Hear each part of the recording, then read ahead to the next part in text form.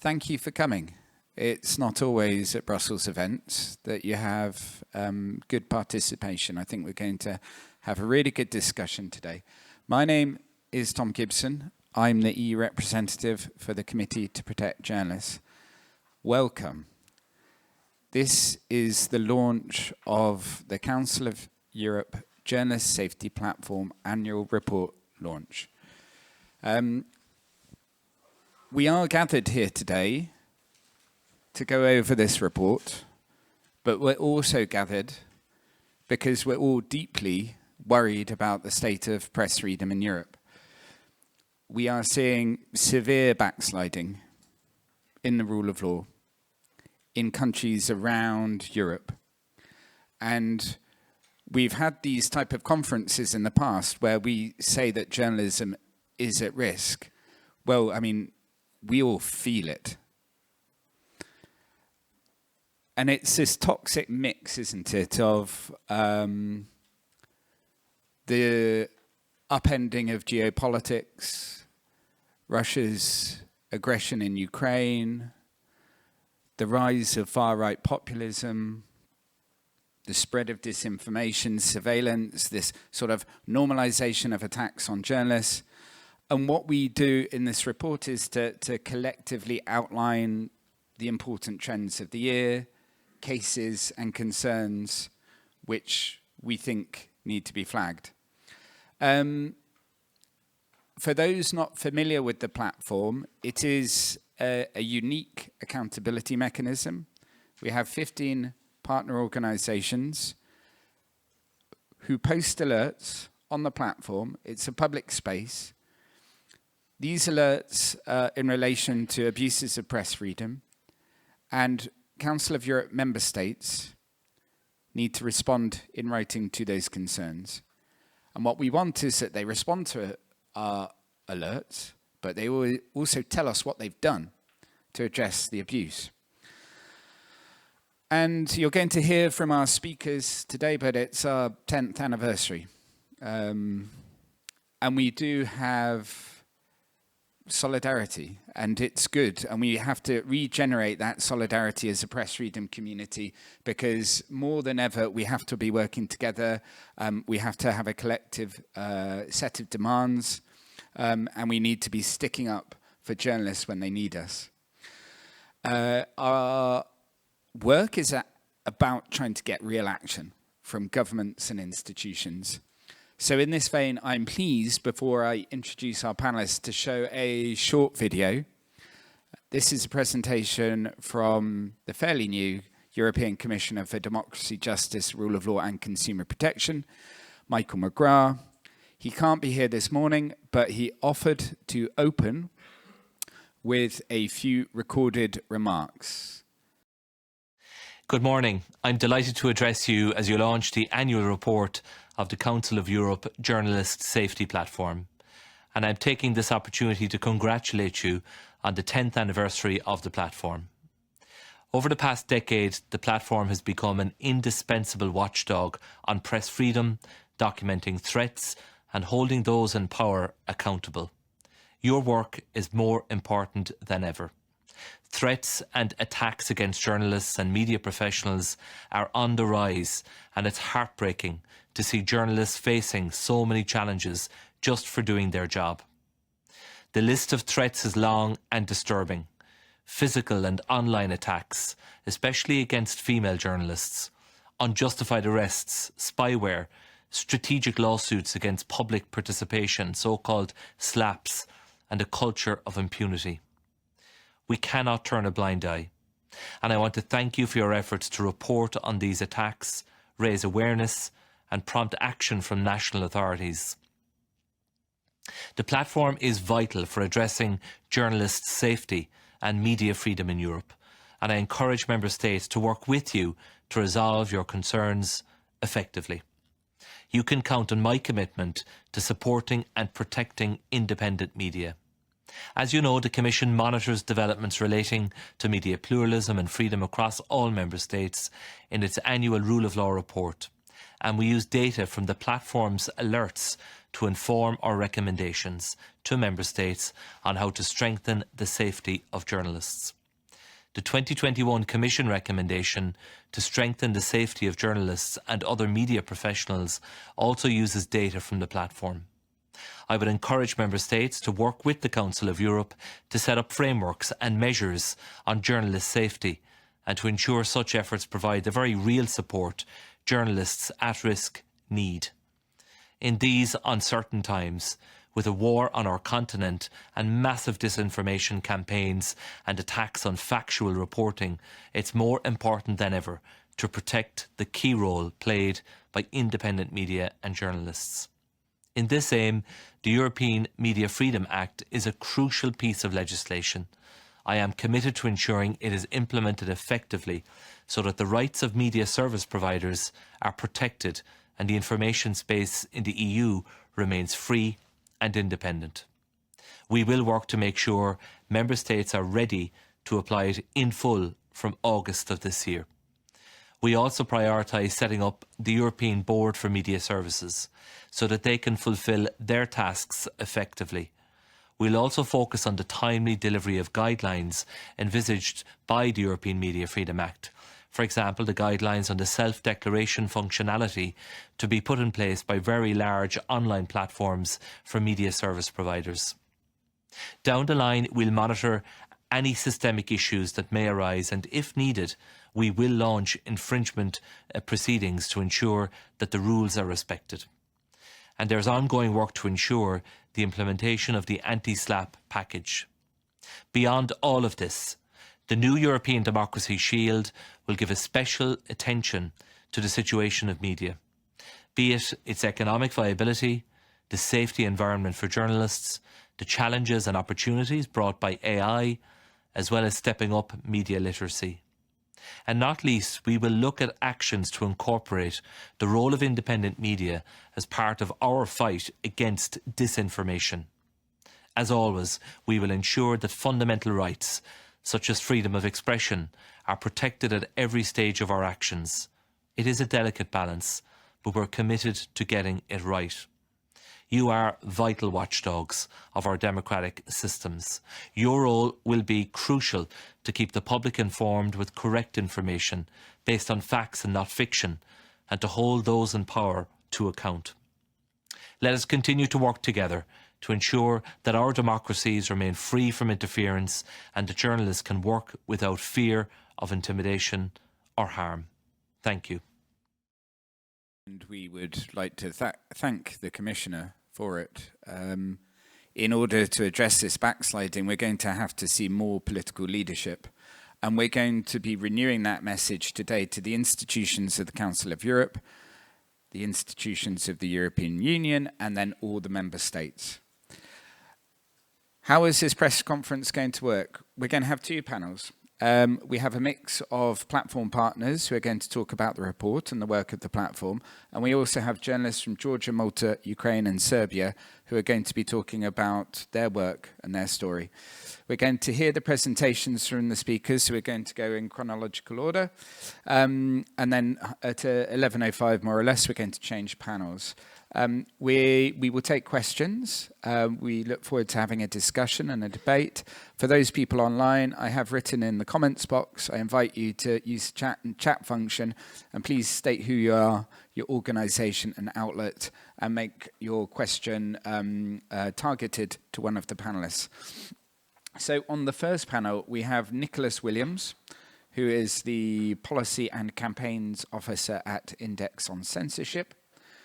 To his left, we have Olga Rudenko, the Chief Editor of the Kiev Independent. To her left, Ricardo Gutierrez, Secretary General of the European Federation of Journalists. To his left, Leah Chakounashvili, Executive Director of the Georgian Charter of Journalist Ethics.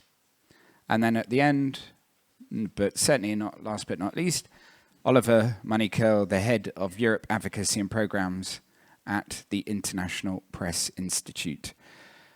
So Nick, can I ask you to open with a short overview of the background of the report and some of what the report says? Yes, so as Tom mentioned, this is the 10th year of the platform, and it's the 6th report that the platform has published, which brings together alerts published from the year, but also analysis to look at trends downwards and upwards of the alerts and what this means for the broader media freedom environment across Council of Europe member states. I should also point out it does include Russian Federation and Belarus. So 3 months before the platform launched in April 2015, 12 people, including journalists and cartoonists, were murdered in Paris at the Charlie Hebdo attack. And ever since the platform has been live, we have tracked the alarming killing of journalists. Many to this day remain unsolved. So there have been 51 alerts related to the killing of journalists. Of course, many of those relate to journalists who have been killed while covering Russia's unlawful full-scale invasion in Ukraine. But we've also seen the tragic killings of Daphne Caruana Galizia and Jan Kuciak as part of their coverage of organized crime and corruption, as well as others, including Yorgos Karavais, Peter de Vries, and many, many others. And these are some of the most serious alerts that the platform has been monitoring since its inception, as well as I mentioned, the topic of impunity. Because if murders of journalists are not sufficiently investigated, followed up, prosecuted, it sends a signal to others that they can silence public interest reporting and restrict the public's right to know by killing journalists. But what we've seen over the last 10 years is an increasingly complex media freedom environment, where it's not just one tactic, it's not just one group of people, and it's not just one type of journalist who are being killed.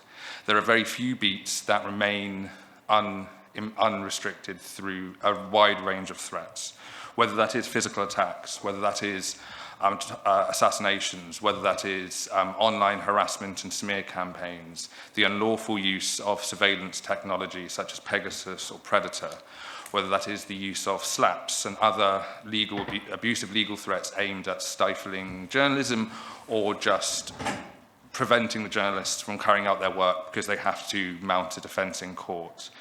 We've seen new technologies being incorporated into this, and we'll hear later on about the use of AI to further increase harassment and online smear campaigns. Obviously, the 10 years does capture the COVID period, and the COVID period also coincided with a large increase in alerts to the platform. For example, 2022 is the year of the highest number of the alerts on the platform, and that number has remained high to this year, which you'll see in the report. The report 2024 has about the 4th highest number of alerts, but it has remained high since 2020, 2022. So we're looking at about 250 alerts per year, roughly. These are split on the platform. You'll see between level 1 and level 2. Level 1 are the most serious threats. Level 2, obviously still of concern, but may not be as serious. Level 2 is about 59% of all alerts, with level 1, 41. That is an alarming statistic, in my opinion. When you have the most serious alerts, nearly being of half of all the alerts, is something that member states, the Council of Europe, the European Commission cannot close their eyes to. This is showing a serious threat across the board. The platform works at its best when member states respond, and respond substantively and meaningfully. This is not just a naming and shaming exercise. Each alert is shared with member states, and the platform partners stand ready to support member states to ensure that each case is responded to and that there is effective and meaningful remedy. This is the heart of the platform. We have seen a slight improvement with the response rates of member states to the alerts, and that is to be welcomed, but I would say cautiously welcomed, because that decrease in non-responses is not universal across member states, and there are still a number of states who do not respond. But also, it's not just the quantity of the responses that we need. As Tom said yesterday in Strasbourg, we need quantity and quality. It's not good enough for member states just to regurgitate a press release or just to acknowledge something's happening. We need meaningful follow-up, including remedy, to ensure journalists themselves, who are the subject of the alert, to be protected, but also the sign and the signal it sends out to others to be able to continue their work. So this is something that we hope will continue to improve, but we cannot be, we cannot assume that decline will just happen. That decline is only going to happen with the platform, with the partners, and with member states taking their obligations and responsibilities seriously. So what the last 10 years shows is a complex media environment. As I said, there is not one perpetrator. We have seen alerts emanating from business leaders, from heads of state, from organized crime organizations, obviously in conflict zones in Ukraine through invading military forces. We've seen it in the capture of public service broadcasters, the starving of funds for independent media, the inability to access press conferences organized by states. We've seen it in courtrooms, we've seen it on the streets. Outside of the conflict in Ukraine, one alarming trend that we've seen that really emerged as a dominant force during the COVID-19 pandemic is the risk to journalists on covering protests and demonstrations. And while protests around COVID may have dissipated, a lot of other issues, whether it's the conflict in Ukraine, conflict in Gaza, domestic issues around sort of election results, corruption scandals, responses to natural disasters or other issues. We've seen protests emerge, which obviously is another form of freedom of expression, but we're seeing that being another vector of risk for journalists, either being attacked by protesters or police who are policing the protest. This is not restricted to one state. This is a universal risk that everyone should be aware of, and every member state needs to be aware of and ensure that if the threat is coming from their police, that the police are trained and know how to ensure journalists are free to report on protests. Last thing I'll end on is this idea of the broader democratic decline we're seeing across member states. As we've seen this rise of populism, far-right sort of discourse about the role of journalism within the democratic process, is the delegitimization of journalists. And you see this through online harassment and offline harassment and smear campaigns, but you're also seeing it in how the public and influential members of political parties or other institutions handling and dealing with the press. As soon as a press is delegitimized, it makes it easier for subsequent violations to be visited upon them. And this is something, again, is not limited to a country, a region. It is a universal principle and a universal concern we're seeing across member states. So the one thing I'll end in is to protect journalists. We need to ensure that every violation is followed up meaningfully by member states, but also that the role of journalism and a free press is embedded in how we understand European democracy and democracy in every member state. You cannot have democracy without a free press. You cannot have an informed populace who are then expected to make a decision about how their country is run without a free press.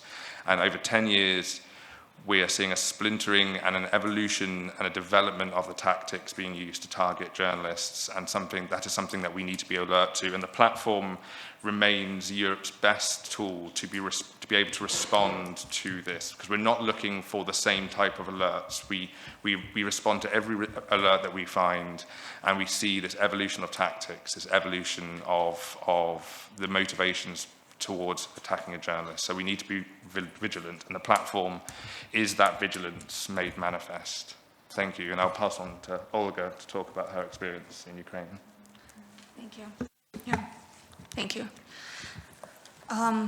Thank you. I'll talk a bit about the experience of our team at the Kyiv Independent, but also about the experience of journalists in Ukraine in general.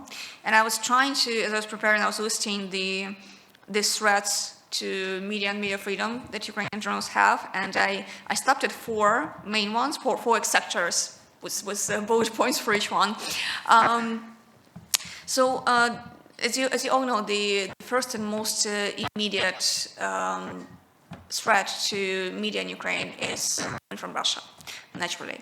It's a physical threat. It's the threat of extinction. Several dozen of Ukrainian journalists have been killed since the start of the full-scale war. A lot of them were killed because they volunteered to join the military and they were killed on the battlefield, but others were killed while reporting.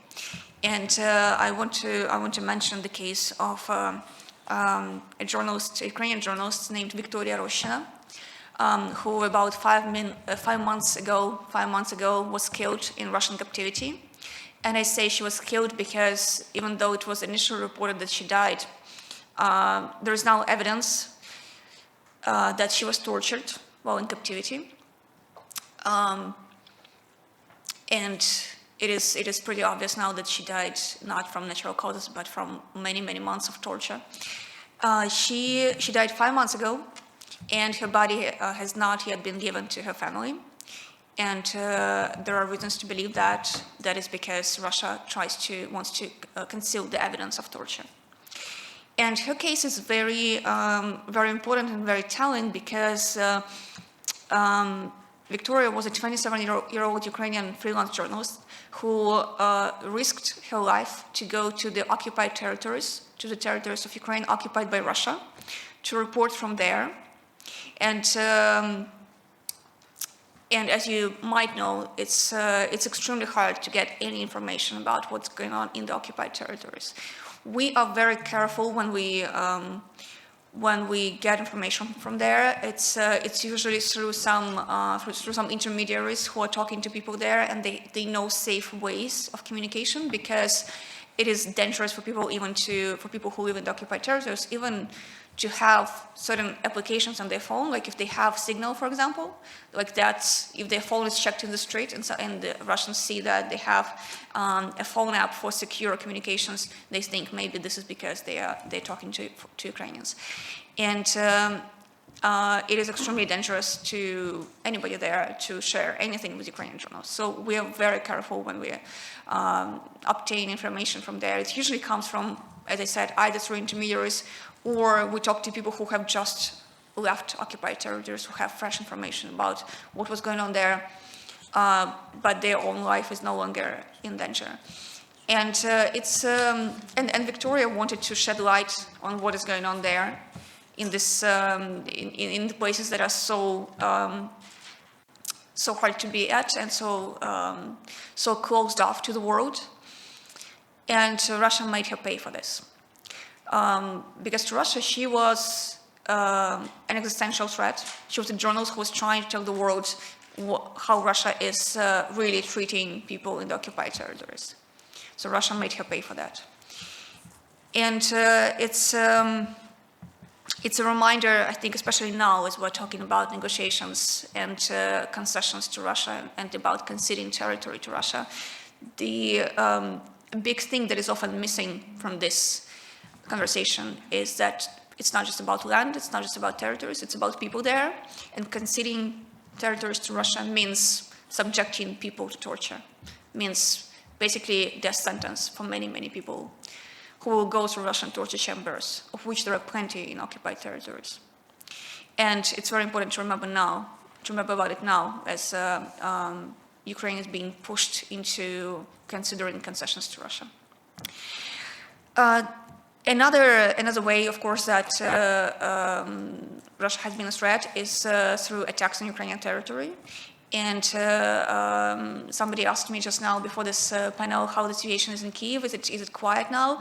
Actually, I think you barely read about this anymore in the news, but there is an air attack on Kyiv every night in the past few weeks, every night, no stop. It's usually a drone attack. And usually all of the drones are intercepted by air defense, but not always. And it is it's almost like it's on schedule. It's about 10 p.m. every night. Sometimes we're still in the office when it happens. And we're so used to it that nobody even goes to a shelter or anything like that. We barely interrupt our work or our meetings. So we hear the loud explosions in the sky from when the drones are intercepted. but we barely even react to that now.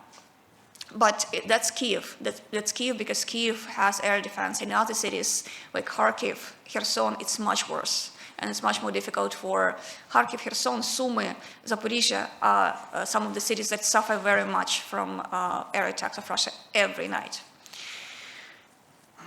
And as if this was not enough, there is also the internal pressure, internal threat to journalists coming from bad actors in Ukrainian government who see the war as a convenient pretext to try to limit media freedoms. And they have limited some media freedoms since the start of the martial law, but a lot of those limitations are reasonable. They have something to do with the military, such as not reporting about the exact number of troops and so on, which is fine, which is reasonable. But there are people who are trying to use the war to basically brand any criticism of the government as a Russian narrative. So when you're writing about corruption, you're pushing a Russian narrative. When you're writing about something bad happening in Ukraine, even though it's completely true and it deserves to be reported, people in the government say that this is helping Russia, and we should actually wait on all of that until the war is over, which is something that independent media in Ukraine don't share this view, obviously. Even there has been a number of attacks on journalists, attacks meaning pressure, unjust limitation of access to government events, to comments from the government. Some journalists have been targeted by draft, meaning they were drafted to the military or they tried to be drafted to the military in connection with the stories that they did as retaliation. And there have been cases of illegal surveillance of journalists by government agencies. What's important is that in all of these cases, they were usually the pressure was usually administered by the people directly reporting to President Zelensky. And these cases continue. There are still some, even for us, for example, we are Ukraine's biggest English media outlet. And I get emails from our readers almost every day saying, please pass it on to Zelensky. Usually their strategies for winning the war, or some advice or whatever. Believe it or not, but before the meeting in the Oval Office, I actually got an email from a reader saying, I have a feeling that Zelensky needs to wear a suit tomorrow. I can show you the email, I'm serious. I had an email from a reader saying, I think he needs to wear a suit, it will make a difference. And then, you know what happened. So people have this impression that because we're so big, we have such a huge international audience, we have like a direct connection to the president, we can ask him questions or pass on advice. Well, in reality, we barely get invited to press conferences and briefings because we are not controlled, we're not loyal enough, we don't sugarcoat what we write, and we stay independent. So that's an internal threat. One thing that is mentioned, I think, in the report in connection with the Kyiv Independent is a lawsuit that we've been facing, that I personally had been facing from a former Ukrainian official who doesn't live in Ukraine anymore because he was connected to some pro-Russian people, so it's not apparently an ideal situation in Ukraine for him now, but he has such a sway over Ukrainian court system that he sues every journalist who writes anything critical about him ever, and he always wins. Like when he filed a lawsuit against me over a Kyiv Independent story, our lawyer told me, okay, we are losing the lawsuit. We are losing the appeal, that's for sure. We have a chance in the Supreme Court. So we're in for several years. That's the reputation that this person has. And we indeed lost the first instance, and we are now appealing the decision. So, and finally, the last thing I wanted to mention, a big, in all these cases of pressure on journalists, a big difference was made by Ukrainian allies, by the embassies who have come together in Kiev, listened to journalists, and tried to make a case to the Ukrainian government and administration that on the path that Ukraine is on, journalists can't be pressured in this way, which has been helpful, but this effort in many cases was led by the US Embassy in Kiev. Historically, they have been a big, very helpful in defending freedom of speech in Ukraine, historically.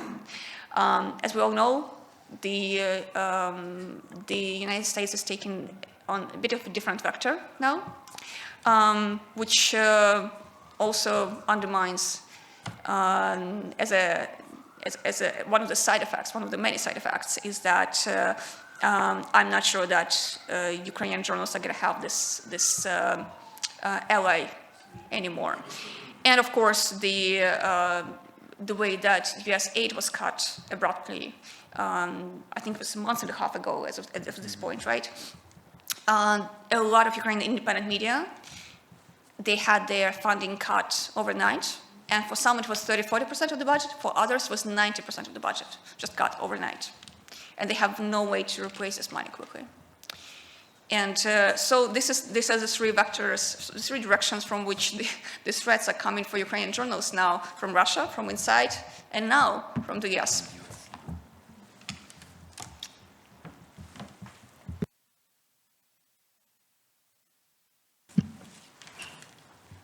Thank you.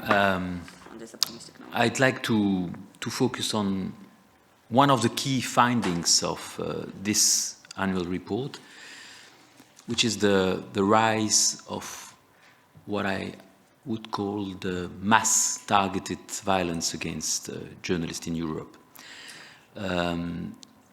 This mass violence manifests itself through armed conflict, war, but also through what is known as transnational repression, which targets in particular journalists in exile, often Belarusian or Russian journalists. As you've just said, Olga, many of these journalists now find themselves in a drastically precarious position as a result of the freezing of American cooperation funds allocated by US aid or the US State Department. The war in Ukraine has had this consequence. Ukraine is the country that recorded the highest number of alerts in 2024, 40 alerts, of course, most of them related to Russian-occupied territories or attributed to Russian forces. Some independent Russian journalists are also victims of this war.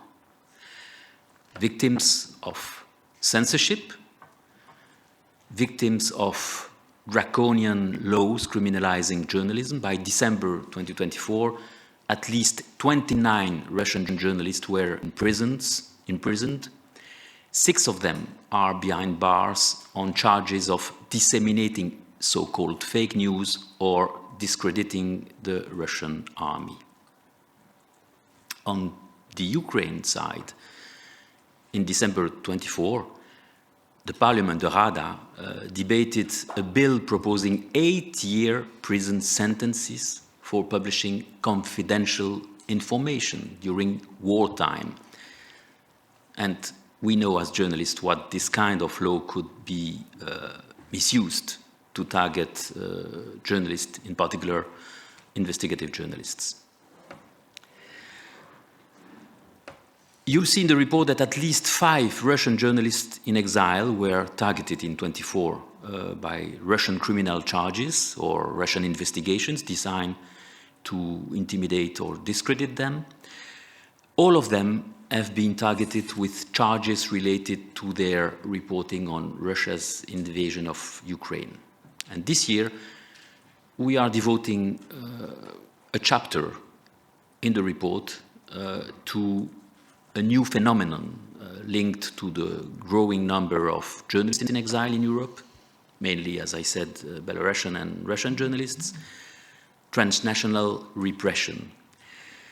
The fact is, some authoritarian governments no longer hesitate to target journalists across borders, as was the case in 2018 with the murder of Jamal Khashoggi in the Saudi consulate in Istanbul. In 2024, the platform recorded the stabbing of an Iranian journalist in London. But transnational repression does not only take the form of physical attacks. The most common form is surveillance, which has targeted Bulgarian and Russian journalists in particular.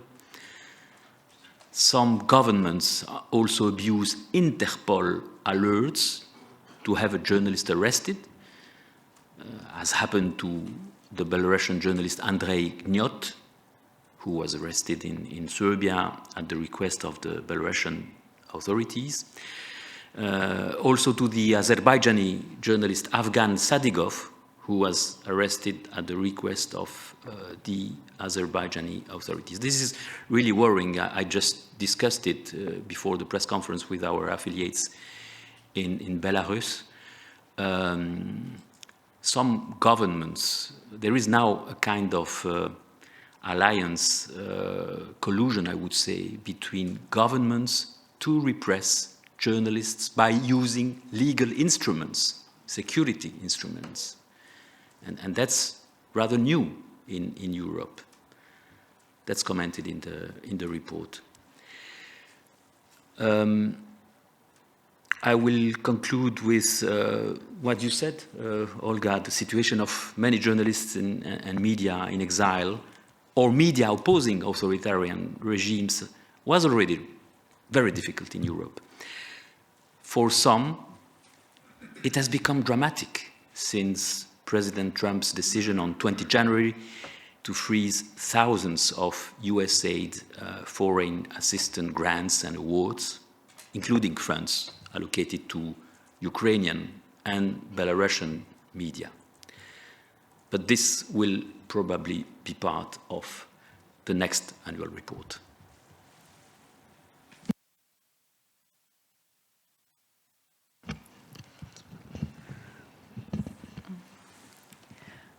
Thank you for this opportunity to speak. And as we speak, my country continues to descend towards autocracy at a high speed. I have witnessed final years of Soviet Union. Then, a journalism student, I was full of determination to fight it and full of hope that it would never return. 37 years wars, revolutions, and many ups and downs later, I find myself, together with colleagues, in a standoff with the Georgian supporters of a bloodthirsty tyrant who wants to bring it back. First time since the dissolution of Soviet Union, we have a female journalist, a prisoner of conscience, in jail on fabricated charges. A judge yesterday left courageous journalist and media manager Mzia Maglobeli in detention, dismissing up to 50 pieces of evidence submitted by Mzia's lawyer. 7 policemen gave false testimonies against the journalist, and she now faces from 4 to 7 years in prison for something she has not done, an attack on police officer. A light slap she gave to the police officer was a symbolic gesture and an emotional response to humiliation and degrading treatment she was subjected to. Mzia Maglobeli's case shows well the extent of lawlessness in the country, with brutal police not accountable to anyone and with judiciary corrupt and controlled. Mzia is in jail because who she is as a professional and as a human being, a person of high integrity, true to her principles and her calling, who would not bow to any pressure. While in police custody, Mzia was subjected to ill treatment. To protest the injustice, she was on hunger strike for 38 days. Things are so bad in Georgia that we fear that from April we will not have any independent media outlet or NGO left in Georgia. We fear that soon we critics of oligarch Bidzina Ivanishvili will either be locked up in a prison or will be forced to flee the country. Georgian Dream, which usurped power in Georgia after forging elections in October, is about to adopt legislation which will effectively outlaw any dissent. Georgian media will lose access to financial assistance from Western donors. National Communications Commission, which will be given a mandate to impose sanctions on broadcasters for the breach of professional standards, will start to censor media content. NGO leaders and media managers who will refuse to register under Foreign Agents Registration Act will face 5 years in prison and heavy fines. Georgian Dream government, which increasingly viewed media and civil society organizations as adversaries, introduced a Russian-style law on foreign agents first time in spring 2023 and then again in spring 2024. Government propaganda worked on full stream to stigmatize, marginalize, and discredit journalists. They were threatened and attacked verbally and physically. Their offices, houses, and cars were vandalized. Georgian Dream did adopt the law, but shortly after, irritated by resistance, decided to replace it with a more repressive one, which would target not just organizations, but also physical persons. When on November 28, Georgian Dream announced that they were pausing negotiations with the European Union, people poured to the streets of Tbilisi to protest. Since then, they do so every day for 97 days already. Georgian Dream suppressed the protest with a cruelty we have not seen in Georgia before. Police severely beat up hundreds of peaceful protesters. They used water cannons, tear gas, and pepper spray against citizens, many of them youngsters who felt that they were being robbed of their future. On the first night of protests, police has attacked over 35 journalists. The attacks were not incidental. Police singled them out and beat them up in full knowledge of who they were and what they were doing at the site. In the following days, in addition to police, groups of muscular men dressed in black with their faces covered, so-called titushkas, attacked journalists, some of whom narrowly escaped death. Journalists, both men and women, were hit and kicked predominantly in head and face. Their noses and facial bones were broken and many were diagnosed with brain concussion. Their equipment was smashed and stolen. In a matter of 10 days, over 90 journalists were obstructed from doing their work. After exposure to chemical irritants, which police used to disperse protests, many journalists reported lasting effects on their health, such as unexpected bleeding from the nose, breathing difficulties, and headaches. It was only later that we learned that Georgian Dream was brainwashing police units, including riot police, for years, cultivating hatred towards journalists and benefiting from the expertise of Belarusian instructors. To date, none of the attackers were found or punished. Policemen in Georgia do not wear any number so as they can be identified and brought to justice. Cynically enough, the very journalists who were hospitalized with serious injuries were summoned to the courts for disobeying police order and now face heavy fines. As if beatings were not enough, Georgian Dream decided to financially pressure journalists through heavy fines. Journalists are prosecuted while on a reporting duty for artificially blocking the roads during protests. Oligarch Ivanishvili once said, referring to a critical TV station, "The minute you turn it off, it will become apparent to everyone that the country is blooming and flourishing. We should not let him to live his dream. In a world full of problems, please don't give up on us. And as Mzia said, fight before it's too late. Freedom to Mzia and to all prisoners of conscience."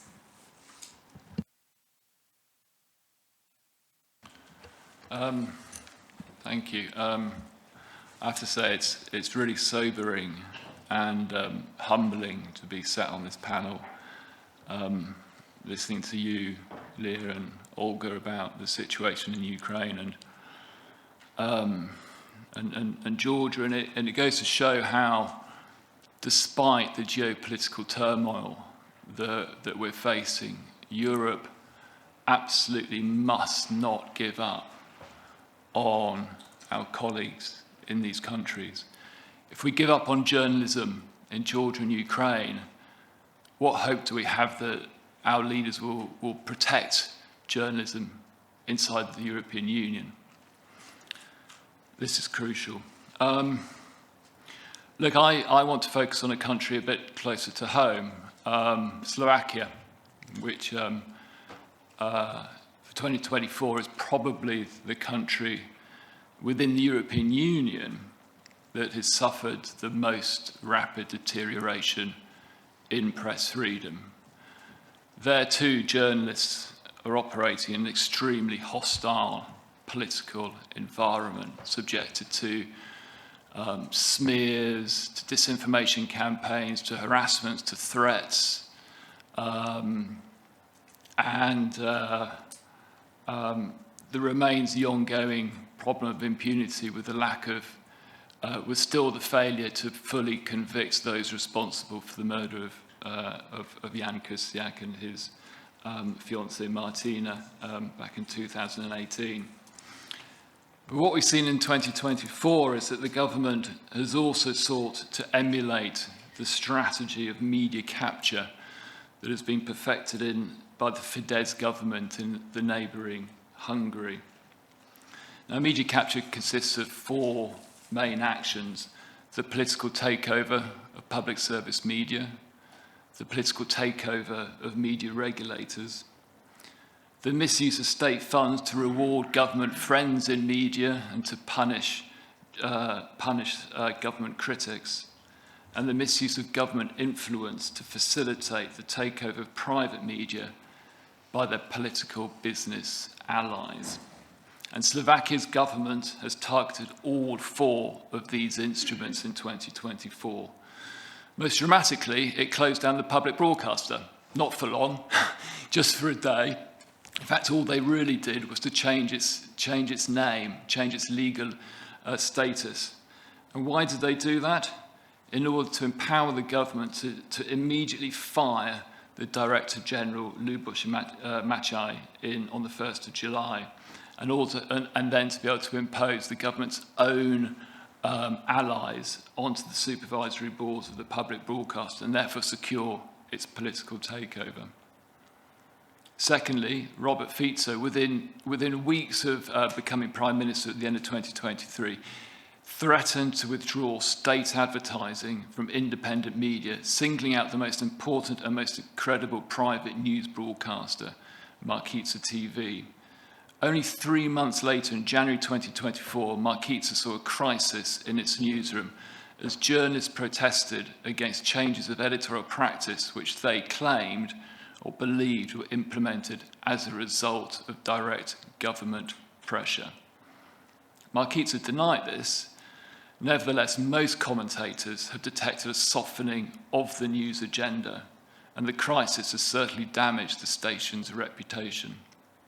What is clear, though, what is absolutely evident, is that the government has sought and continues to seek to intimidate Markiza and all the other independent media through economic measures.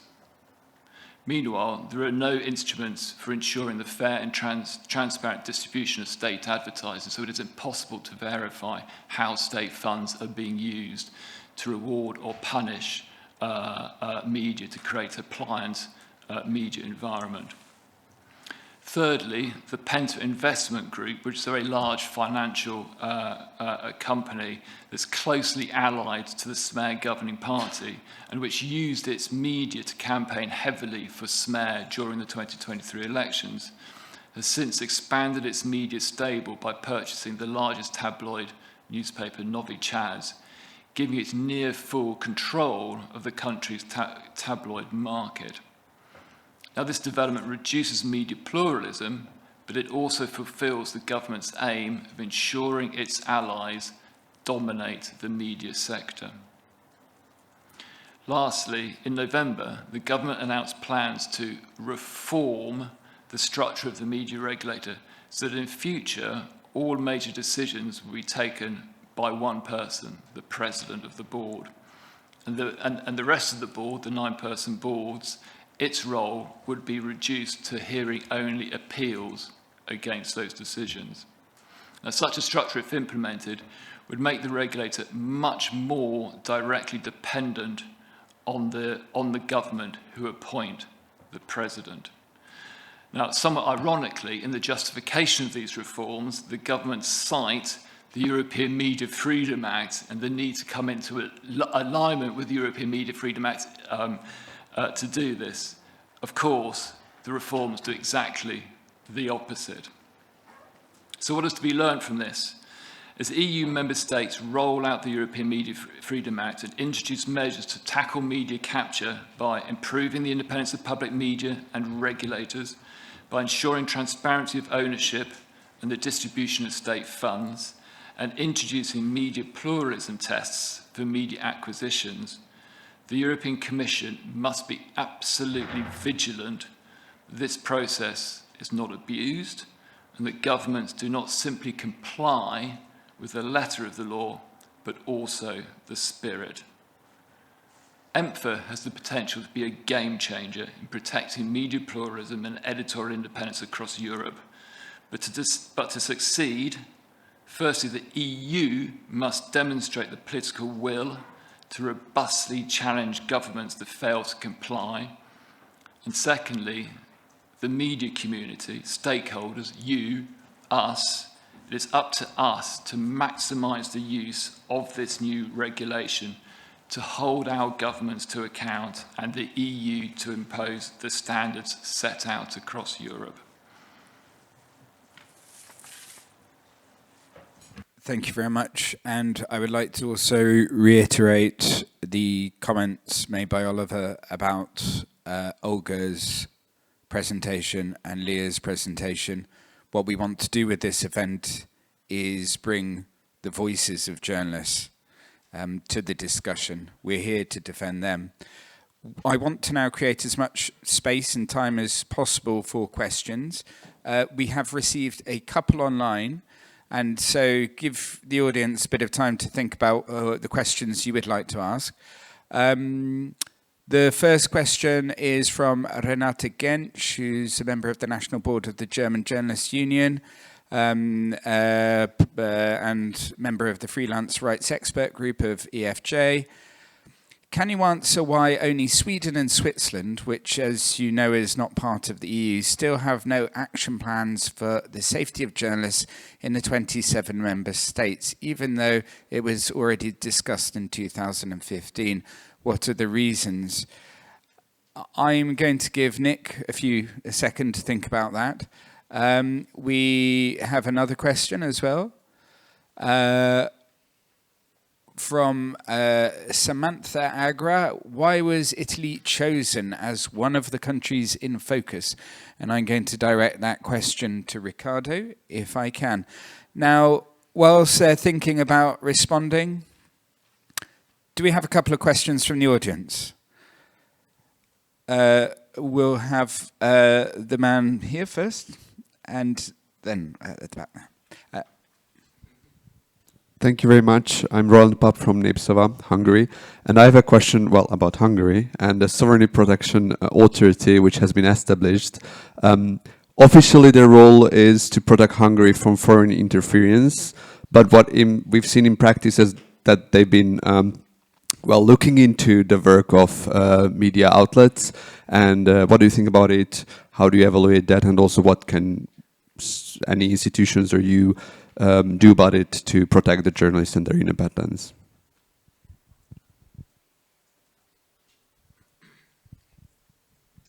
Good morning, Mark Dempsey from Article 19. Firstly, congratulations to Tom for organising today. It's nice to see such a show, despite the external, very sobering circumstances. My question's a very broad question, and I see most of you aren't in the Brussels bubble, but I'd love to hear broadly what you think we as advocates in the Brussels bubble, so to speak, could be doing something differently now that we've reached these sort of unprecedented times where really there is a lot of work in the Brussels bubble, but some of it's less coordinated than it could be.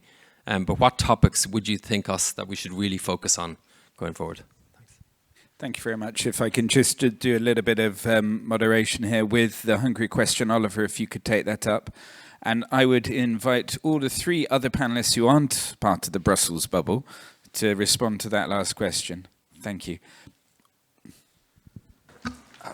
Yes, so I mean, I'm in Glasgow, so quite far from the Brussels bubble. I'll talk very briefly about the action plans raised by the question. I think it's really interesting. So people may know the Council of Europe has the Journalists Matter campaign, which was launched about 2 years ago, 1 year ago? 2 years ago or so. That encouraged the formation of action plans, committees, focal points to encourage there to be a dialogue between the Council and Member States, but also to coordinate Member State action on protecting journalists. It was launched in Riga, and it's been rolled out ever since then. I will say there is a drastic need for more Member States to take up this campaign to establish these action plans and working groups, not just to satisfy the campaign, but to give that sort of shape to how they respond. And you know, I don't want to be too doom and gloom, even though obviously my presentation was pretty heavy both on doom and gloom. There have been some really interesting examples, you know, so Persvelig in the Netherlands, which has also now, I believe, been emulated in Belgium. A number of other sort of strategies. There's a tool in the UK where I'm based, set up by the National Union of Journalists to allow for alerts to be lodged.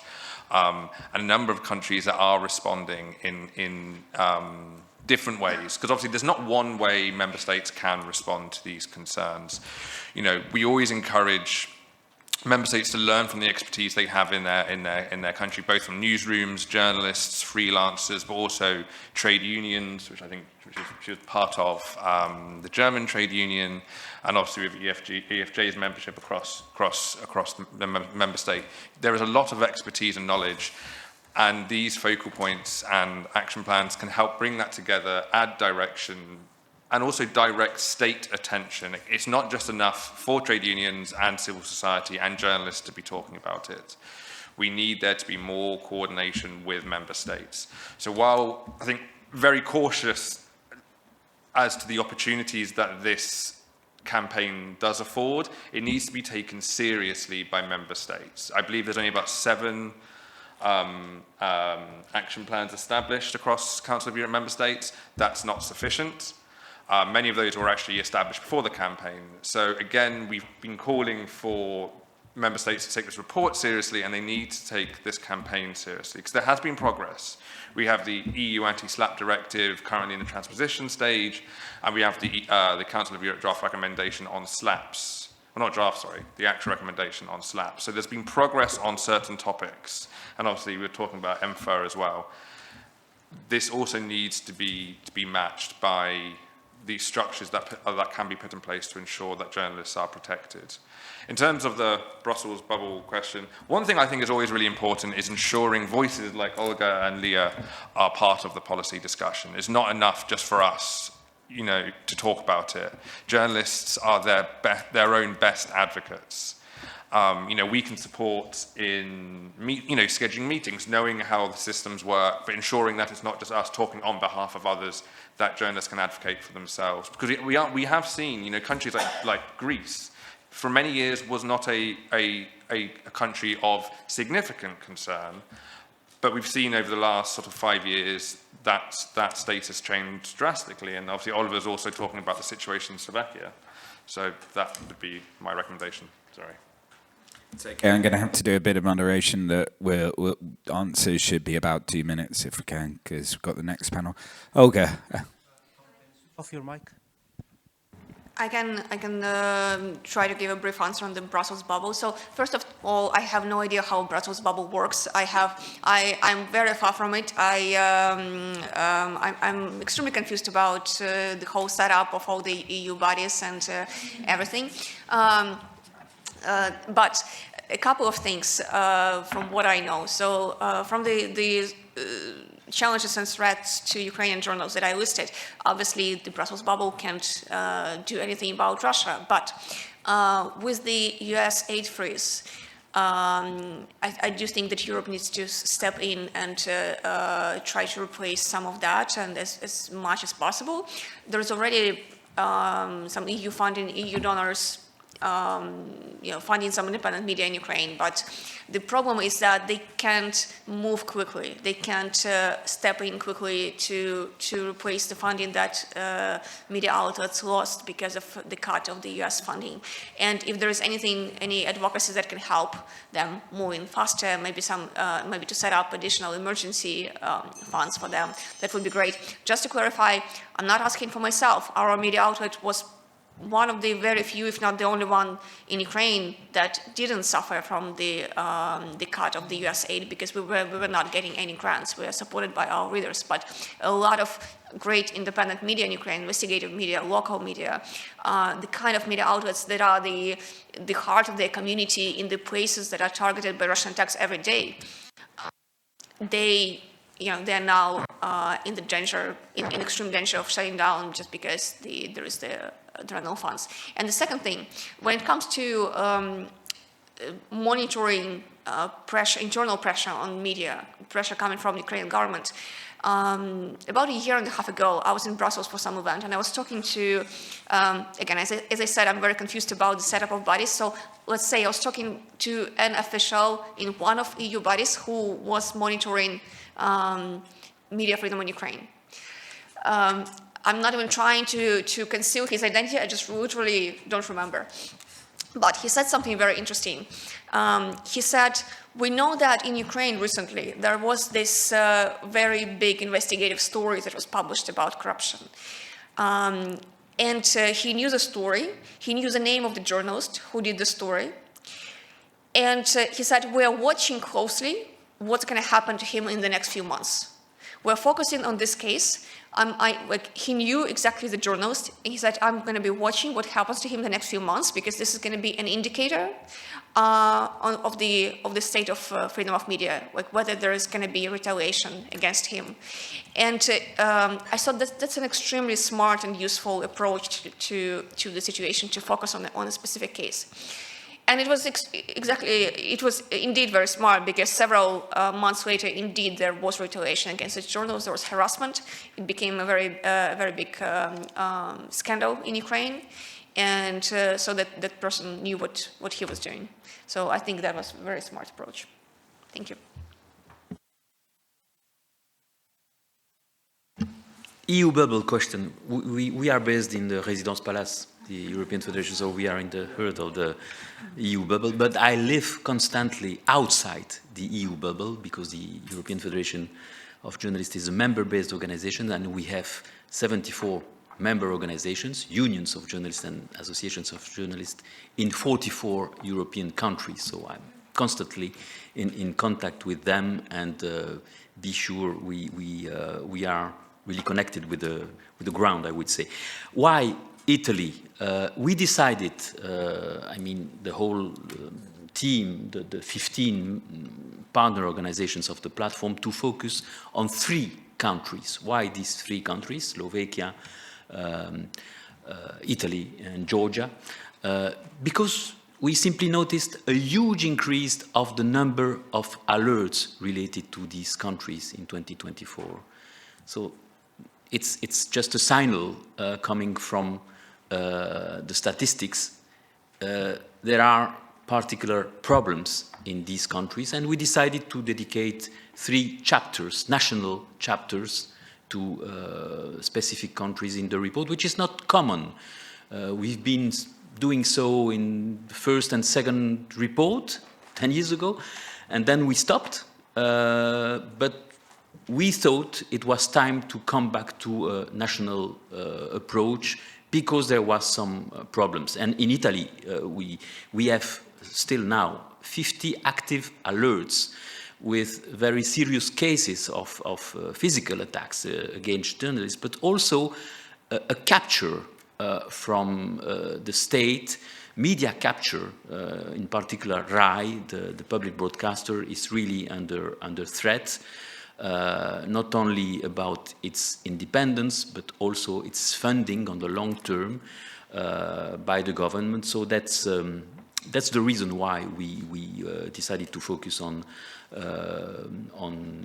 Italy.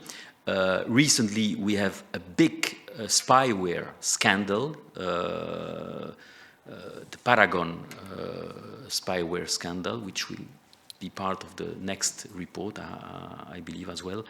So these are, in a few words, the reasons why we decided to focus on Italy, but also Slovakia and Georgia. Thank you. I will say what I think we need from you. We need your help to keep Georgia on the agenda. There are so many competing issues, competing priorities. And without you, it will be very difficult for us to succeed. When USAID froze funds, we lost not just money. We lost a staunch supporter. And today we have in the audience a person who has managed in Georgia the biggest USAID program. And they were our hope that they will help us with legal issues. They would give us moral support. And now all of that is gone, so we need your attention. We need you to keep reminding European institutions and others that certain things are happening in Georgia and the worst is yet to come. Also, maybe you could talk to EU donors and also to individually to member states to allocate more funds to Georgia. We understand that it's impossible to replace funding we lost to fill the gap because it was a lot, it was huge, but at least to fund some key media outlets, many of whom depended almost 90% or even more on foreign funding, including USAID funding. So thank you. That's our request. Quickly, because I know we've got time. Hungary. Hungary, what can we do to solve the problem there? I mean, look, EMFA in many ways was designed to solve the problem of media capture in Hungary. The problem with EMFA is it's not a cure, it's more of a vaccine. It's more of a vaccine to prevent media capture. It can't cure it. And the trouble with media capture, especially after 15 years, is it's entrenched. And it would take a generation to undo the damage that has been caused. We talk about the propaganda of the public broadcaster and the use of of finances that are focused onto that, and how advertising is also directed to the media conglomerates that are allied to the government, particularly through KESMA.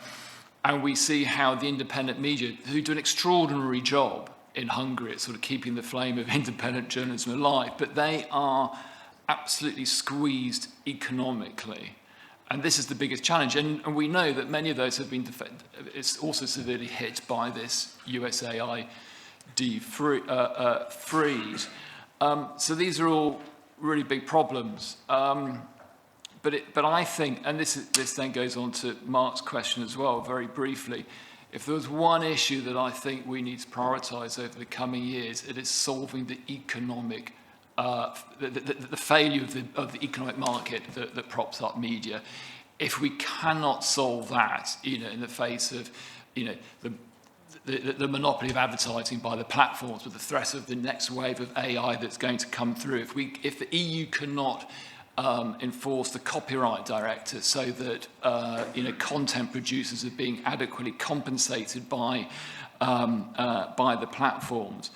And if media just reliant on public funds, we see there's an important role for public funds to support journalism as a public good, and it is there because of the market failure. But that is also not a cure. It is simply a sticking plaster. The only way, it is absolutely the biggest priority, I think, for the next 5 years for the Commission. If we can solve that economic problem, the economic viability of media, if we cannot solve that, then we are finished. As a sector. Well, what a way to finish this first panel. I unfortunately have to again play my role as moderator and thank the panelists. They've done a really fantastic job, especially the external speakers. We're going to have a minute's pause, and I'm going to invite the second panel to come on and replace them.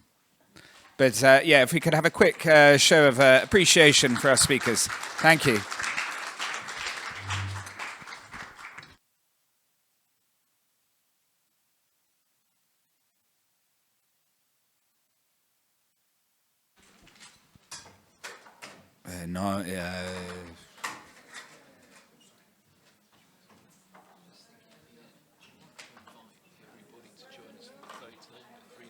We could, okay. We'll do that at the end, okay.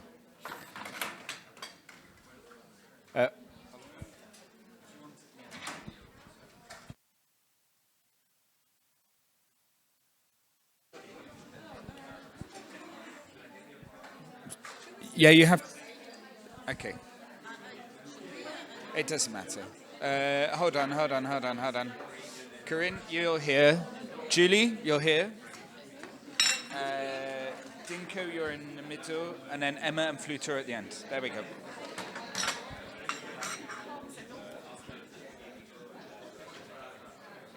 All right. Okay, can we...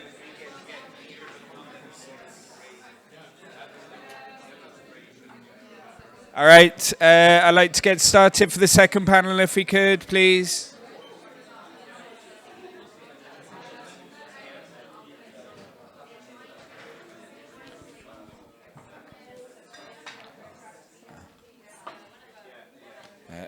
You're here. Thanks.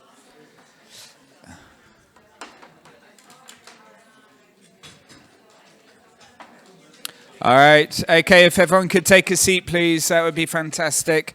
We're going to move. Hello, everyone. Can you please take a seat again? Thank you. We're going to start the second panel. The first speaker is Corinne Vella, sister of Daphne Caruana Galizia, who is also the head of media relations at the Daphne Caruana Galizia Foundation. Julia Majer-Schack, head of Brussels office of Reporters Without Borders. Dinko Gruhoncic, journalist lecturer at the University of Novi Sad, Serbia, and also program director of the Independent Association of Journalists of Vojvodina. Emma Bergman, senior policy and advocacy advisor at Free Press Unlimited. And then Flutura Kusari, senior legal advisor at the European Centre for Press and Media Freedom. We'll have the same structure as the first panel. Corinne, I'd like you to begin if you can. Thank you.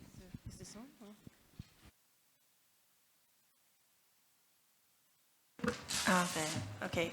So thank you, Tom. I'm just going to put on my timer just to make sure I keep on track. There isn't a lot of attention on Malta these days, and if you look at the Council of Europe Safety Platform, it actually seems to be doing quite well. I checked it. There are no alerts this year. It's still early. There are none in 2024, and there are low numbers for other years. But it is one of the countries in Europe where there is a case of impunity for journalists' murder. That was my sister, Daphne, and her murder happened in a time when there was a lot of democratic backsliding, verging on state capture, if not absolute state capture, and very little scrutiny. Because it's small, because it's in the south, because it's out of sight. All of that could happen practically sight unseen. I think her case is, emblematic still for what could happen in Europe, and how it's also an example of how continued scrutiny remains important. Although there are very few alerts on the platform, it doesn't mean the situation is okay. There is still impunity for Daphne's murder. There are 3 people awaiting trial. One has been granted bail and is out in the streets. The political rhetoric against the media is increasing. Politicians are undermining mainstream media by ignoring their questions, denying access to information, refusing FOIs. prioritizing practically any means for, addressing their audience other than by responding to mainstream media that actually hold them to account. There was a public inquiry into Daphne's murder, but nearly 4 years after the report, the recommendations have not yet been implemented. It was an historic opportunity to transform for Malta to transform itself from the country known for the bomb blast that took Daphne's life to being a country recognized for the response to its trauma. And if anyone's paying attention, that response is not very admirable. Only last week, the Prime Minister discredited the public inquiry. It disputed the report's finding that Malta was becoming a mafia state and that Daphne's murder put a brake on that process. And he rejects the recommendations of the board on the need for Malta to have anti-mafia legislation. Those are part of a package of recommendations that concern rule of law to address corruption and organized crime. Malta has transposed the anti-SLAPP directive of the European Union, which itself was inspired by Daphne's experience and is known as Daphne's Law. But the transposition is the barest minimum. It ignores the Council of Europe recommendation on SLAPPs, and it ignores the EU recommendation on SLAPPs. Also, legislation ignores a lot of other recommendations on journalist safety. There is no action plan on journalist safety in Malta. Essentially, Malta's version of Daphne's Law would not have protected Daphne herself, but our government is fond of boasting in international circles that Malta was the first to transpose that directive. And unfortunately, Malta is being looked at as an example of how quickly you can move, but there's very little attention on what standards are being implemented there. We need to question, I suppose, the assessment of national measures that are being put into place by the government. The anti-SLAPP directive is one of those things. It doesn't provide any protection in domestic cases. On terms, there's been a lot of talk here of democratic backsliding. It comes back to something that you will know through experience, that journalists are the proverbial canary in the coal mine. When things are going wrong for journalists, it signals that things are going very, very wrong. But with so many bad things happening in so many places and that a lot of attention being shifted from one area to another, there is a risk that a process that could be arrested before it becomes state capture could actually become state capture itself, and where there is actual agency and intent rather than accidental backsliding. I think I should stop there, right? Because I'm running beyond my limit. Yeah, just a few seconds short. Yes, I'm going to put timing and the timer as well. Oh, I can. Yeah, I think this one is better. Thanks. So I'm going to focus on giving you the main takeaways from this year's report concerning threats, violence, and harassment against journalists. As we have already heard here, practicing journalism is getting riskier, and this is the case even in countries that aren't at war. Journalists face more physical and verbal attacks, threat, and harassment. This trend is not just concerning, I think it is alarming. In 2024, the report highlighted 78 alerts out of 266 attacks on journalists' physical safety and integrity, compared to 52 the year before. The highest numbers of cases were recorded in Ukraine, driven by Russia's war of aggression, followed by Georgia, Serbia, and Turkey. Aside from acts of war resulting from Russia's aggression against Ukraine, most physical attacks on journalists were related to reporting on public protests and elections. Covering demonstration and riots remained particularly risky as some protesters see journalists as enemies of the people. We saw this this in Georgia. The country had the sharpest rise in alerts in 2024, more than threefold compared to the previous year, and largely due to attacks on journalists during pro-EU protests. Journalists have also been the target of police violence in Georgia again, which presented an especially troubling example of police brutality. Dozens of journalists experienced verbal and physical assault during pro-EU protests. But it's also the case in Azerbaijan, where journalist Shahsia Karim was detained by police while covering a protest against electoral fraud. And the platform also published 32 alerts covering journalists who were not targeted, even if they were who were targeted, even if they were not on assignment. They were assaulted or even shot at, like the Turkish journalist Azim Deniz.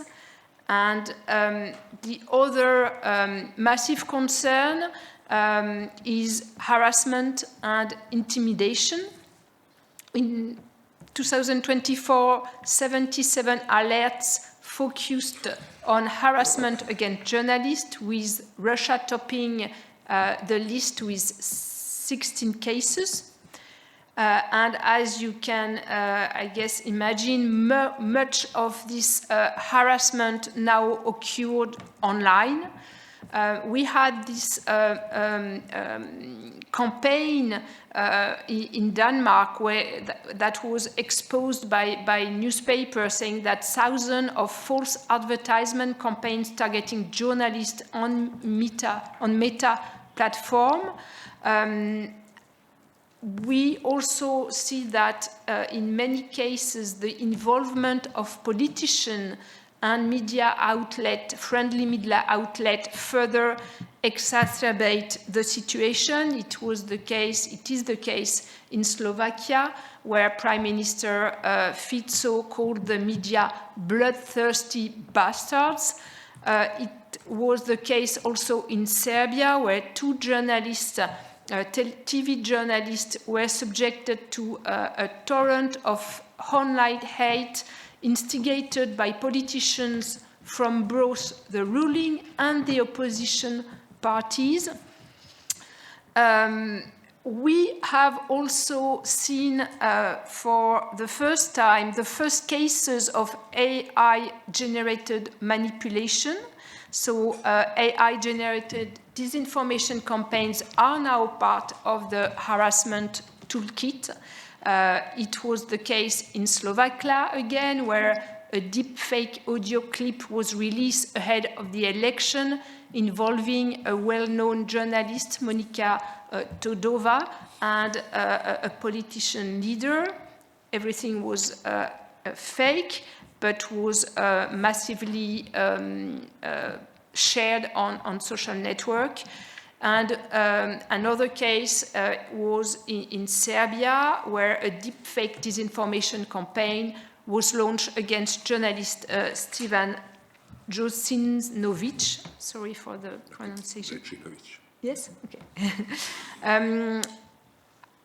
One word as well, if I still have time. Not really. Yes.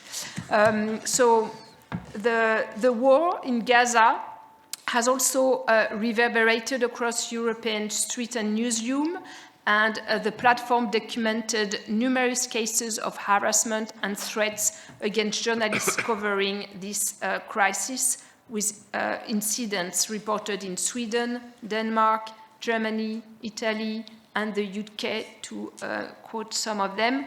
I'm trying to go to the main things I wanted to say. Maybe one word about more direct attempts to intimidate journalists and also organizations like Reporters Without Borders. We have been a victim of cyber attacks. targeted by a Russian disinformation campaign using a fake BBC-branded video falsely quoting RSF, using our logo, our visual identity, and also images of our advocacy director. This campaign was amplified by pro-Kremlin influencers. We have been targeted by several videos exploiting our logo and our reputation. We have signaled it, but we have also filed a criminal charge against X for failing to remove the false content. So it shows also the problems to fight when you are attacked, because most of the social networks don't reply to the signalements. Maybe one very quick word on impunity. Daphne Caruana was, the assassination of Daphne Caruana Galizia, I think, was a huge shock in the EU. I started working for RSF a bit before, and since then we've seen other assassinations, and there is still no full justice for these murders of journalists, which remains one of the most heinous attacks. We've seen this year a few acquittals in Greece, in Poland, in Serbia, and I think this sends a very dangerous signal. The culture of impunity not only silences critical voices, but also undermines public trust in justice system and emboldens for further violence against the press. I'm going to stop here because I know that I'm already too long. Thanks.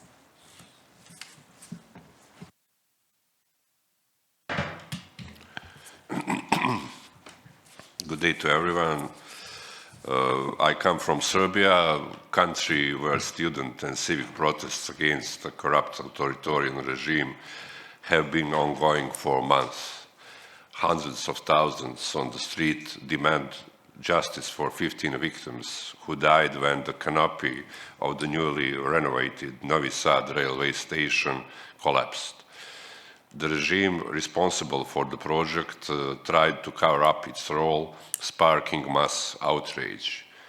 When it comes to independent journalists in Serbia, the regime considers us one of its greatest enemies, given that almost all the institutions in my country are captured. I personally have that, on the quote, privilege, that I have been declared the state enemy #1 by the regime and its media, which use black war propaganda against journalists and activists. I have been target of this propaganda for a year now, almost daily. The campaign began with Putin-style propaganda methods. They use a deep fake video to portray me as a supporter of war criminals. This was a particularly cynical attempt to destroy my professional integrity, since I have dedicated my entire journalistic career to fighting against historical revisionism and advocating for a culture of remembrance. Death threats were graffitied on our building, first seen by our teenage daughter. I have received hundreds of direct death threats, mostly through social media, as well as thousands of the most brutal chauvinistic insults. Even our son has been targeted by the regime propaganda. The state has done absolutely nothing to prosecute even a single case of these threats. Serbian President Aleksandar Vučić, along with other high-ranking regime officials, almost daily labels me a traitor, the leader of the opposition, and the organizer of so-called color revolution, that's their term for the citizen anti-corruption protest, and they attacked me on ethnic ground also. This is why at one point I had to leave Serbia for a month and a half, thanks to donor support. Thanks to the European Federation of Journalists, I also had private security for 4 months. I moved through my city, Novi Sad, very cautiously because I face verbal attacks and insults on the street. Recently, the offices of the Independent Journalists Association of Vojvodina were yet the police failed to identify the perpetrators, even though we provided them with security footage clearly showing their faces. We interpret all of this as a clear message from the regime that we are not safe anywhere. Our association president, Ms. Ana Lalic, is in a very similar situation, including attacks simply for being a woman. Ana Lalic is the only journalist in Europe who was arrested during COVID pandemic in April 2020 for reporting on poor hospital conditions for both patients and staff. This happened after the regime attempted to impose media censorship. Our colleague Tamara Skroza from Belgrade was also subjected to a month-long hate campaign and targeting. The regime was not deterred by the fact that she is a single mother and in poor health. Local journalists are in the hardest situation in Serbia. In a country where out of 170 municipalities and cities, only in one, believe it or not, Vučić Serbian Progressive Party is not in power, the few professional local media outlets that remain are constantly exposed to threats and pressures. One example is the small local outlet In Media from Inđija, a town halfway between Belgrade and Novi Sad. The outlet's editor, Ms. Verica Marinčić, has faced physical violence. That media outlet has faced the highest number of slap lawsuits at the local level. On a national level, the most targeted media include television stations N1 and Nova, a daily newspaper Danas, few weeklies, a few internet portals, especially the Sezoloka news portal, as well as investigative portals like Krik, BIRN, CINS. The Istinomer portal, published by CSO CRTA, faced an attack when armed police raided CRTA's offices, allegedly to investigate their contracts with USAID. Similarly, the police raided several other CSOs in Serbia using methods previously seen in Russia and Belarus. Notably, regime-affiliated media reported on the police raids even before they occurred. Amnesty International has reported that Serbian institutions use software capable of unlocking mobile phones, extracting their content, taking screenshots, and activating cameras and microphones. These tools target activists and journalists. All media in Serbia that report professionally are under attack by the regime, and they are very few in number. Research shows that out of approximately 2,500 registered media outlets in Serbia, only about 80 adhere to journalistic code of ethics. As independent journalist from Serbia, I strongly believe that by advocating for freedom of media, we are also standing up for the fundamental values of which the European Union is built. Unfortunately, at the same time, we must point out that certain officials from EU countries have remained silent for too long about the terror we are subjected to by Vučić's regime. Therefore, we urge them to immediately put an end to this harmful practice before it is too late. And at the end, I just want to show you this is the symbol of our citizen protest in Serbia, and this is also kind of alert. Also the symbol of protest. Thank you. Thank you, and thank you, Dinko, for talking to us.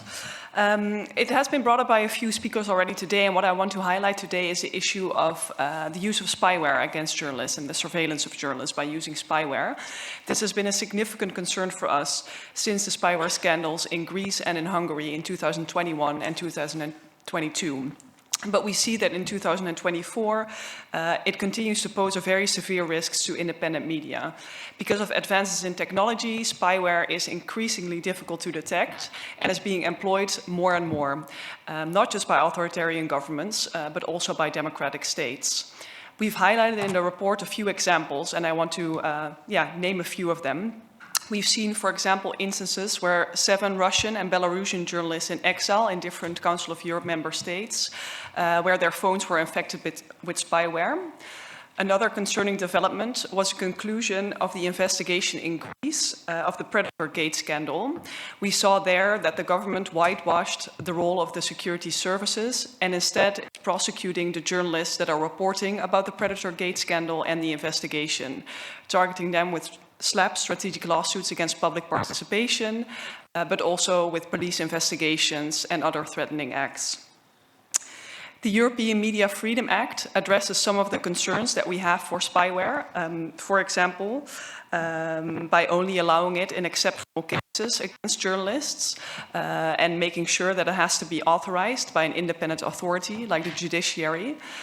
But the text unfortunately falls short of really ensuring that there are adequate protections. Because of ambiguities in the text, states can use it, for example, by invoking national security as a reason for using spyware, which sets a very dangerous precedent and is not in line at all with the higher standards that were set out by case law through the European Court of Human Rights. I also want to give a few notes of hope and maybe signal a few good practices that we're seeing in Council of Europe member states. As Nick already mentioned, the Journalists Matter campaign for the safety of journalists was launched in October 2023, which aims to promote effective engagement by Council of Europe member states for the safety of journalists. We've seen since then that 20 member states have established national committees to coordinate efforts on the safety of journalists, and 12 member states have either action plans or are working on setting up action plans for the safety of journalists. And we also see on an individual level in member states that there has been some progress made. One of those is the Persveilig initiative in the Netherlands, where I'm from, which monitors journalist safety and supports journalists when they're at risk.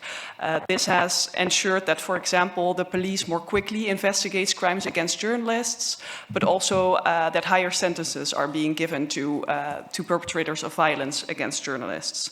The Persveilig initiative used to be a temporary program by the Dutch government, but has now received permanent subsidy. So this is a very positive example for journalist safety. Another example is in Luxembourg, where the government introduced measures to increase penalties for crimes against journalists and has also increased the capacity for the police to investigate violence against journalists. And for example, in Norway, we're also seeing that there's increased funding for media outlets in rural areas to ensure diverse local media representation. So there are some positive developments, but there's definitely more work to be done. And I just want to end by saying that safeguarding journalists and the safety of journalists is not just for their individual rights. It's for the survival of independent and investigative journalism. And this, in turn, is not just crucial for journalism itself, but for democracy as a whole. Without decisive action for the safety of journalists, we risk further eroding one of the fundamental pillars of democracy, which is a free, independent, and fearless press. Thank you. Tom, how many seconds do I have? You sum up. Yes, very briefly. Welcome. Thank you very much for attending our conference. I'll cover very briefly SLAPPs and abusive legislation. On SLAPPs, we've been discussing this topic since Daphne Caruana Galizia was assassinated. We knew before that there were problems with how lawsuits were used against journalists, but we became aware only after Daphne was assassinated because of the number of lawsuits that she was facing. What we did over the years is we documented the level of SLAPPs being used across Europe, and once we realized that this was a European problem, then we advocated with the European Commission, Council of Europe, and the European Parliament and other European institutions for instruments and legislation. So what you will see in the report is that we've mentioned the fact, and we welcome the fact, that we now have 2 instruments in place, the EU Directive against SLAPPs and the Council of Europe Recommendation against SLAPPs. But what we need and what we're appealing today to member states of the Council of Europe and the European Union for the transposition and implementation to take place. and not for the sake of taking place, like we had the case in some member states, like Malta that was mentioned. But we want the transposition and the implementation of Council of Europe standards to be meaningful and to include especially civil society, experts, and to have a proper legislative process in place. We're appealing to member states to put in place capacity building programs. There are very good and effective programs of Council of Europe on training judges, lawyers, prosecutors, on how to deal with cases of freedom of expression, including SLAPS. So we're hoping such programs will be used across Europe. From our side as civil society, not only as platform members, but also as members of Coalition Against SLAPS in Europe, we will continue to document SLAPS. So far, we have issued 3 reports covering more than 1,000 cases in Europe, and we will continue to do so. And we're hoping soon to launch the European Anti-SLAP Monitor, which is a tool that will monitor how member states within EU and Council of Europe are transposing these standards. So this is on SLAP, but I also want to use the opportunity to thank Corinne Vela and Daphne's family for helping civil society in Europe to advocate for these instruments. I don't think we would be able to have an EU directive and a Council of Europe recommendation without Daphne's family. We are forever grateful to the work that you've done. On abusive legislation, very briefly, the new trend, unfortunately, is to use foreign agent laws against media outlets and civil society in general. Laws should be there to protect individual rights, to ensure justice, but we're seeing in many countries now this new trend of abusing legislation, especially by putting in place or proposing foreign agent laws. Today, civil society organizations issued a reaction on the recent piece of legislation in Bosnia and Herzegovina. Please read it if you have time. But we've seen initiatives in Slovakia, although they have not materialized yet, in Serbia and in other countries, how these legislation are being proposed. And they have a very clear purpose. They want to stigmatize all those working in the fourth pillar, media, civil society, etc., as spies, as foreign agents, as someone who are not contributing to public interest matters, but they're doing the opposite.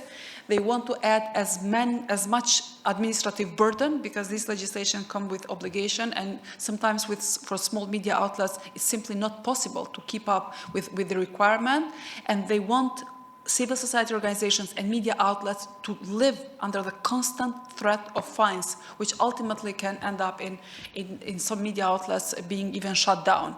So I conclude by saying, from our side, we will continue to monitor, especially and to react when abusive legislation is put in place. But at the same time, we want to welcome the recent ruling of the European Court of Human Rights against Russia on foreign agent laws, which have put some good standards in place. Thank you.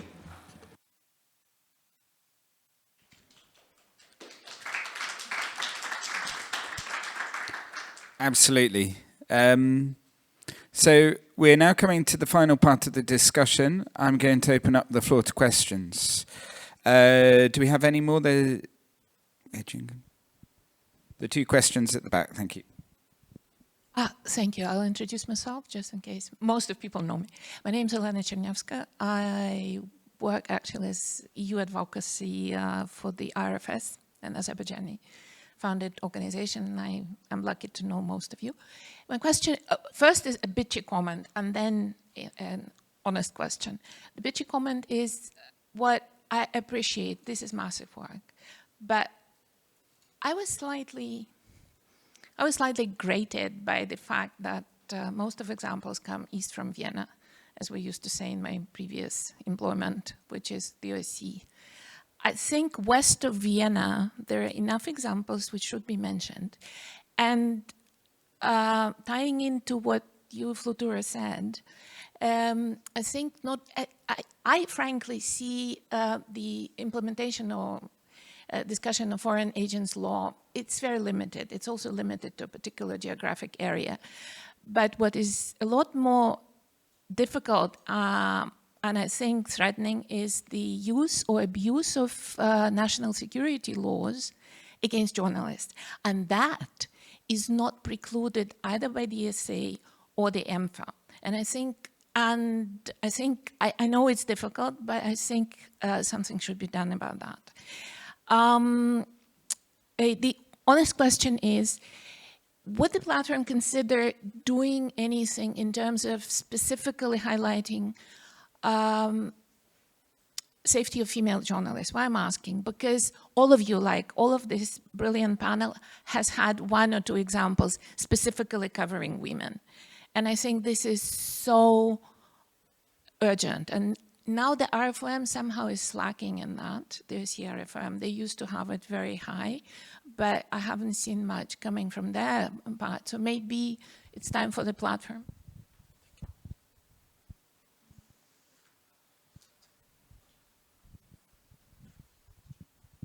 Directly.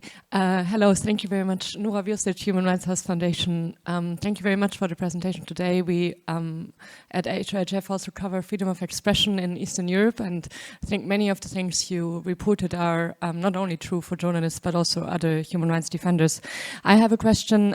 As the platform, and you represent the platform here today, besides being an important monitoring body and space, relies on state replies to the alerts you're covering at a time, though, when many Council of Europe member states aren't committed to their obligations or disregard their obligations as Council of Europe members, including Azerbaijan, Georgia, Serbia, Turkey, you also talked about today. So what, from your civil society perspective, can the Council of Europe do more to pressure states to respond to the worrying trends you presented here today?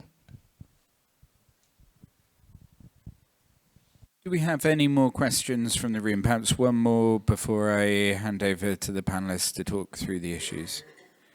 Who would want to jump in first? Perhaps, Flutura, we could go from this end. So, taking Nora's question, yesterday we had a very good meeting with the Secretary General of the Council of Europe, where we exchanged so basically we presented the report, and also we had a very good exchange, and this was one of the topics. So from our side, of course, as civil society organizations, we're limited in terms of documenting what is happening, trying to get as many responses from member states, not only in terms of written responses in the platform, but actual actions. But we do need the Secretary General, we do need member states to react. So yesterday, the conversation was about how we can intensify the, let's say, positive pressure on member states, and lots of ideas were discussed, which we'll follow up. And before we agreed on those ideas, I'm not going to mention, but generally we want to engage more with member states. And this is basically what we can do. We can't do more. We can go to member states at national level, at the European level, at Council of Europe level, to ask them to react, especially when we have cases of journalists who are being physically beaten, cases of impunity. So this is something that we try to address as much as possible, but in the end, we depend on political will, and we see some countries reacting better and some countries not being very, very active. But I want to conclude by saying that the exchange with the Secretary General was very good, and we have high hopes that we have his support to put. The word pressure is not the right one, but to engage more with the member states of Council of Europe.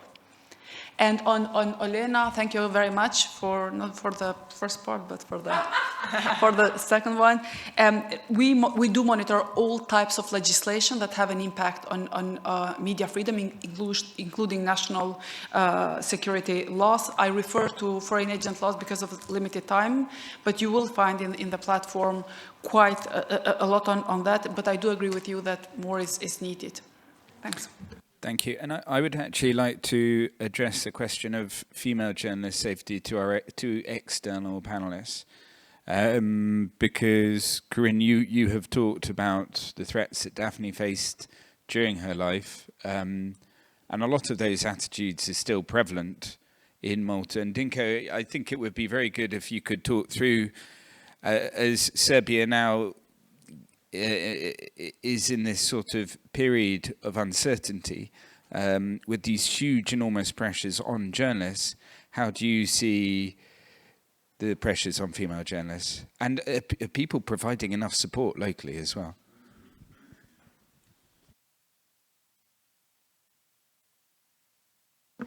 So on threats to female journalists, yes, you're very right, it is a problem. Daphne herself recognised that her gender was part of the problem of the attacks that she faced.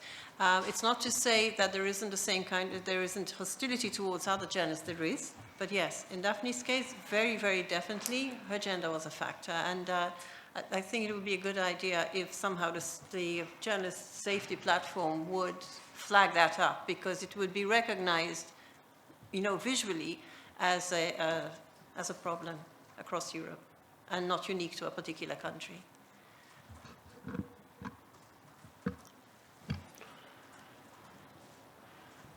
I mentioned some examples of threats against my female colleagues, and they are under attack just like me, and because of the same reasons, and also because just they are women. And it's not only a situation by journalists, but it's also like with activists and with students. So the most targeted person, if you talk about student movement in Serbia, is Mila Pajic, and she is also a young woman. She's 22. And it's a nature of such regimes. You know, we are still in some kind of patriarchal society in Serbia, but you know, those are just, you know, guys who will always attack women just because of the patriarchate, but because they think they are weaker than men, which is not true, of course.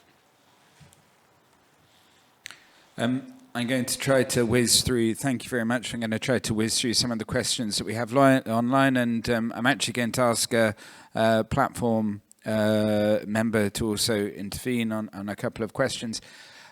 We have a question about the situation in Azerbaijan, which, as we know,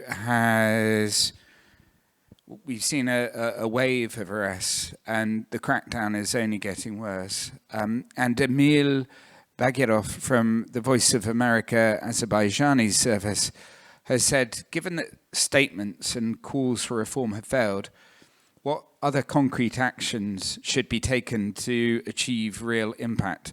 And Julie, if it's all right, I'm going to perhaps apply a bit of gentle pressure on perhaps you and or Emma to think about that. The other question that we have is in relation to the USAID freeze, which clearly prevents a crisis for independent media. And in a very disappointing move, we've then seen an announcement of substantial cuts made by the UK government on foreign aid. And this is a question from Sarah Wright, who says, any thoughts to share on the risk of EU countries or the European Commission reducing its aid, the ODA budget, in the light of the current situation, i.e. that they're going to have to increase defence spending? Will Europe actually step up, or will it be forced to step up? And again, Emma and Julie, I'm going to pick on you if that's all right. We have a question from Politico, and we have Mark Dempsey from Article 19, who I'm going to invite also to respond to the question that has been raised, and it's about the, if you bear with me, the Digital Services Act. and about how effective it can be to fight online harassment of journalists, which is mentioned in the report, providing some detail and examples. But also that we do mention in the report this growth of disinformation, including that which is now generated by AI, and what more can the EU institutions do to combat this? That's her question. So, who would like to start? So on Azerbaijan, I have to admit that it's very difficult. I mean, this kind of regimes, and it's not the only one, it's very hard. But I think we have to keep raising our voices. We have to keep talking about journalists who are in prison. We have to keep denouncing what the government and the regime is doing. This year, we have at Reporters Without Borders choose a journalist in prison to be our emblematic figure for and have on Azerbaijan. So we will keep talking about all the atrocities that are going on in the countries. Yes. Concerning the funding, the US aid suspension,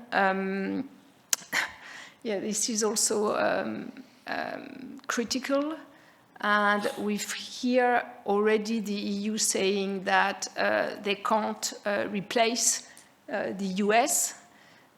We also know that in several countries, like Netherlands, for example, who was a big funders, it's going to be, it's going to go down. So, unfortunately, I think that yes, we can't be optimistic, but we have to each time we meet with EU officials talk about it and. Yes, give them a clear picture of the risk and remind them that if they don't defend media and help this media,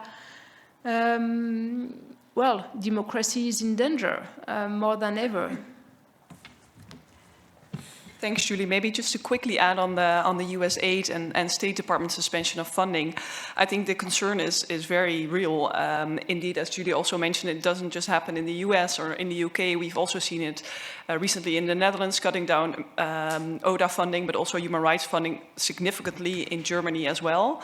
We also see with the multi-annual financial framework of the EU, for example, that there are concerns to what extent media will be taken into consideration for the next funding framework. And I think one way in which we're trying to also tackle this and trying to advocate for the importance of independent media is also together with the combating of disinformation, which I think is a priority for many European member states. But in order to combat disinformation, into which so much money goes, I mean, only Russia already invests so much money in disinformation campaigns by itself, we need a lot more investment in independent media and making sure that people continue to have access to reliable information. So I think that's what we're really highlighting.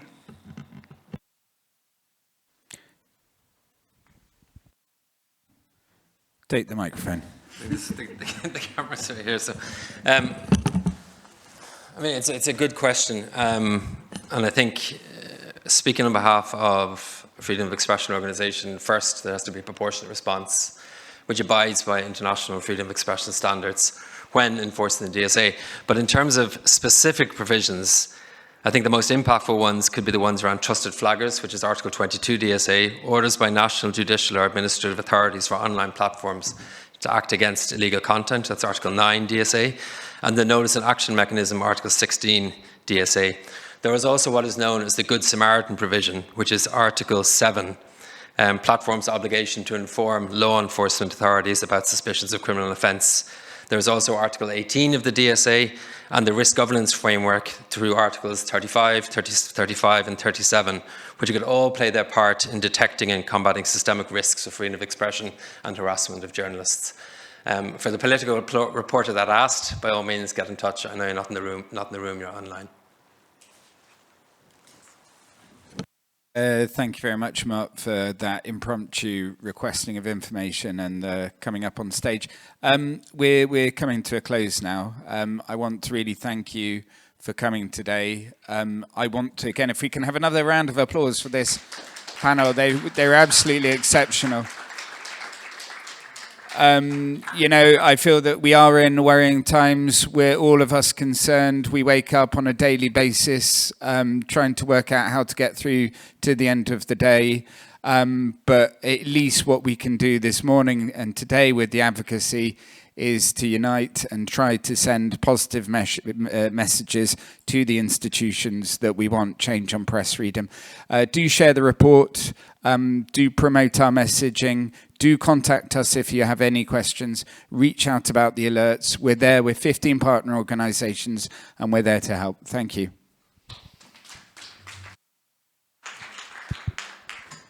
Hello, just quickly before everybody goes, I mean, we heard earlier about the case of Mazir in Georgia, who's been in detention for 2 months and was on hunger strike for 5 weeks of that.